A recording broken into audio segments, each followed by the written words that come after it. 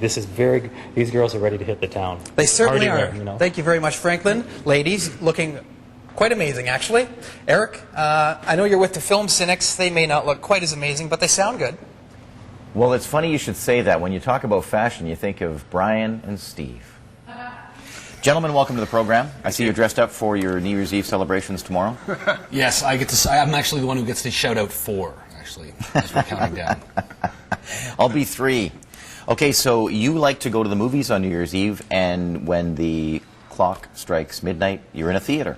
Well, exactly. You got to start off the year doing what you love. Yes. And I love watching movies, and for the past few years, I spend my New Year's Eve in a theater, watching a film. Best place to be. What will you see?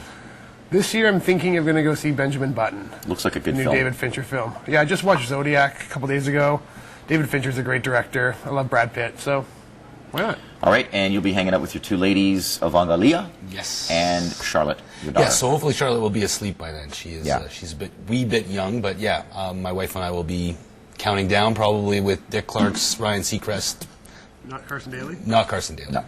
Okay, so you're of the belief that there are movies that should be watched on New Year's Eve because of the content. You know, Yes. they have that New Year's Eve theme. Well, you know, I was going to make some kind of comment about, like, I feel sympathize with people who are stuck watching movies on New Year's, but now I'm kind of embarrassed, actually, now, to be quite honest. But yes, I think there is a subgenre of movies for New Year's. Ones that, of course, the plot surrounds the, like, New Year's Eve, but what's important is the content, and it deals with characters who probably made some bad decisions in their life or had bad things happen to them. And this, within the movie, they get a second chance. They get a chance of redemption, which is, I think, what everybody looks forward to around New Year's. It's a whole new, fresh chance to start the new year with a new set of priorities, a new set of resolutions. Okay, well, that's your thought. Brian doesn't agree. Well, I'm just of the...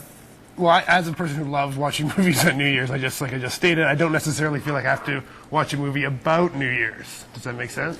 I'm not saying you have to go watch It's a not movie like, about New Year's. Christmas time. Yeah, I love watching Christmas movies. I watched The Christmas Story, Elf this year, but I'm not going to watch The Hudsucker Proxy. It is a much smaller subgenre. It's a very small subgenre. I just Subgenre created by you, I think.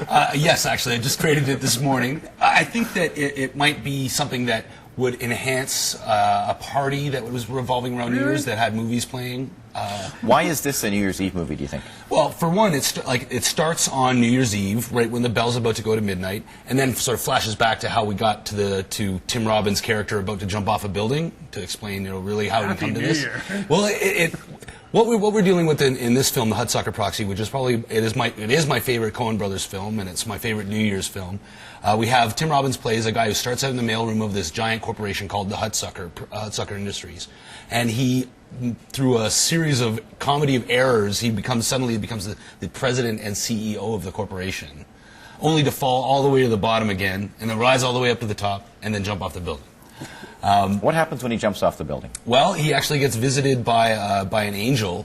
I don't want to give away everything, but he does get visited by the angel of wearing Hudsucker, who actually dies at the beginning of the movie. Now, this film came out when you were about 4, is that right? It is definitely centers around a time before I was born. I think it's supposed to signal around the 30s. Depression era? Yeah. But when did it come out, though? It wasn't... 1994. Was it? Oh, I thought it was longer than that. Yeah, it's one of the Coens, like, middle to earlier films. Yeah. Not my favorite of the Coens. Steve and I have had this discussion many times as to why I don't think she should pick it as his favorite Coen film, but teach his own. I'm not trying to be weird or Yes, you cool by saying it's my favorite one. It's actually very good. It's got Paul Newman in it. It's got Tim Robbins. It's got Jennifer Jason Leigh. It's not a bad movie, but... And how can you be weird and cool at the same time? Well, just look at Brian. Okay, there was one other movie you wanted to talk about for New Year's Eve. Your suggestion was Strange Days. Yeah, it's a little darker, a little spookier. It's based on a story written by James Cameron, although he didn't direct it. It all centers around New Year's Eve, 1999. Of course, it was made in, 1987, so that's when 1999 was a dark and scary time for the world. So it deals with a cop, a down-and-out cop is now like a private investigator, a sleazy salesman who's played by Ralph Fiennes, and has a lot of interesting technology in it, including this thing called a squid that records human experience, and other people can play it back. Very cool idea. We're out of time. If you want more of this fun and frivolity, check out their website, thefilmcynics.com. Happy New Year to both of you. You too. And thanks for coming in. We'll see you in the new year. Yes. Brian and Steve from thefilmcynics.com will wrap things up for a Tuesday right after this here on A Morning.